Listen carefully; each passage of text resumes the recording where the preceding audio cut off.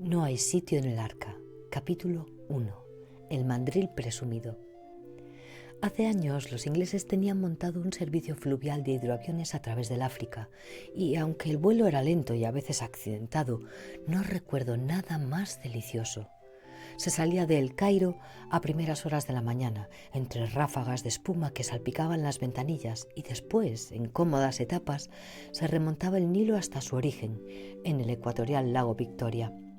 Desde allí proseguía la ruta a través de una serie de lagos y a lo largo del Great Rift Valley hasta llegar a Durban, en el África del Sur. De noche no se viajaba y el hidroavión hacía escala en deliciosos lugares de la ruta. Wadi Halfa, en mitad del desierto egipcio, Khartoum, en el Sudán, en la confluencia del Nilo Azul y el Nilo Blanco, Kisumu, en el lago Victoria. Este lago es tan enorme que al cruzarlo se pierde de vista la orilla. Y Livingstone, a un par de millas de las Victoria Falls. La mayoría de estos puntos de parada eran lugares apartados que tenían poca conexión con el mundo exterior, y por esto se veía uno sumido de pronto en un escenario típicamente africano. No había estaciones, ni anuncios, ni tráfico de ninguna clase. Solo el deslizarse de las aguas fangosas cuando nos deteníamos en un río o un lago en plena selva y venía a buscarnos un chico en una barca para llevarnos a la orilla. Un chico negro como el carbón y a menudo desnudo de cintura para arriba, por cuyo aspecto habríase dicho que le cuadraba mejor una choza de paja que el extraño mundo de monstruos voladores. En el río Zambeze recuerdo que una lancha tuvo que evolucionar varios minutos antes de que descendiera el avión para despejar de hipopótamos el lugar. También recuerdo vivamente un pequeño poblado llamado Malakal, a orillas del Nilo Blanco, en el Sudán, donde las mujeres de la tribu Dinka tenían 6 pies de estatura y las caderas estrechas como muchachos. Llevaban el cabello copiosamente engrasado y dispuesto en un maravilloso y altísimo peinado. Caminaban gravemente a lo largo de la orilla y volvían la cabeza para no ver el avión que sobrevolaba el agua, tal como suelen hacer las gentes primitivas al enfrentarse con algo que consideran milagroso y fuera del alcance de toda comprensión. Estas escenas daban al viajero una breve pero fuerte impresión de lo que es África. Le parecía que contemplaba el país tal y como lo habían visto Livingstone y otros antiguos exploradores, y aunque yo hice una sola vez este viaje, en 1941, me hizo sentir el vivo deseo de volver algún día. Deseaba sobre todo ver los animales y algunos de los lugares menos frecuentados, desde el Congo hacia el sur, en plena África negra.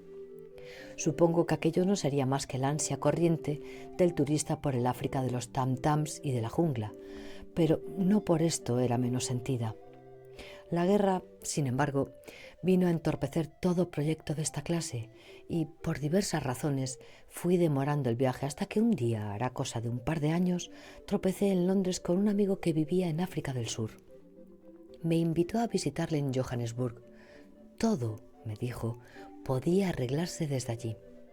Al cabo de 10 días mi esposa y yo nos poníamos en marcha. Comparado con los días del viejo hidroavión, el actual viaje por el aire a África del Sur resulta bastante monótono, y la propia ciudad de Johannesburg constituye una desilusión para cualquiera que, como nosotros, llega a ella con la cabeza llena de ideas sobre el África primitiva. No hacía aún 24 horas que estábamos en la ciudad cuando nos desengañaron sobre 2 puntos de la mayor importancia. Quedaban, nos dijeron, muy pocos animales salvajes en África del Sur. Es decir, salvajes en el sentido de campar libremente por la selva. Hacía solo 80 o 90 años que podían contarse por millones. En el mismo lugar en que hoy se asienta la nueva ciudad de Johannesburg, que apenas cuenta 70 años, los primeros colonos habían visto manadas de springboks de media milla de anchura y que tardaban 4 horas en pasar. Pero se había hecho de ellos una gran matanza, vendiéndose a 6 peniques la pieza. El springbok es un bellísimo antílope que, en momentos de peligro, da enormes saltos en el aire. Es el símbolo nacional del África del Sur. Hoy en día, uno puede considerarse dichoso si puede ver un solo ejemplar en las cercanías de Johannesburg. Al igual que los otros animales salvajes, la especie solo ha sido preservada en los cotos y en los parques nacionales. Otros animales como la cuaga, el león del cabo y el gamo azul se han extinguido completamente. Nuestro segundo desengaño se refirió a las primitivas comunidades africanas que tanto deseábamos ver. El noble y desnudo cazador con su arco y sus flechas, sus danzas guerreras y sus hechizos. Consulté sobre ello a una señora inglesa que había vivido muchos años en África.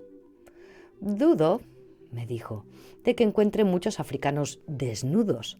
Hacia el norte, en Uganda, tal vez tropiece con algunas tribus en que las mujeres llevan solo un faldellín de hojas atado a la cintura, pero son muy pocas.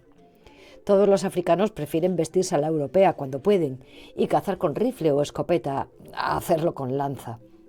En cuanto a las danzas, el mejor sitio para verlas son las minas de oro, aquí, en Johannesburg. Los mineros dan sesiones de baile los domingos por la mañana, pero no van desnudos, naturalmente. Llevan sus cascos de minero y el pantalón y camisa de trabajo». «Pero, ¿y los hombres de la selva?», le dije, «los primitivos mosquimanos del Kalahari». «Pues sí», me respondió, «son bastante primitivos, pero a menos que sea usted antropólogo, no creo que los encuentre muy interesantes. En realidad no hacen nada. La mayor parte del tiempo lo pasan sentados en círculo arrancando raíces del suelo. De vez en cuando un hombre se levanta y empieza a dar vueltas en una especie de danza muy lenta. Y esto es todo lo que ocurre. Incluso han dejado de reproducirse.